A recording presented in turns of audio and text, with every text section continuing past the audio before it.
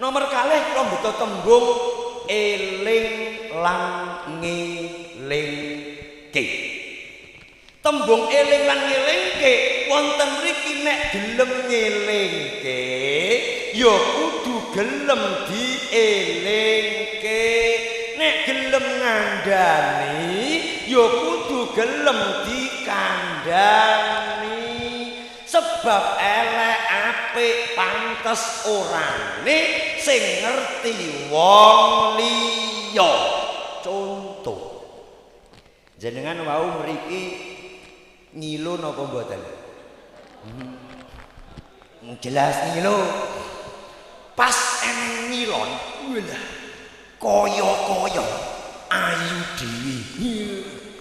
Nggawa gamis plek, ora patek matuk ganti meneh, cantelke.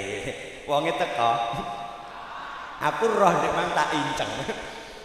Wis ora matuk ganti meneh. Ketok wis matuk, yo kukuran, den glowing.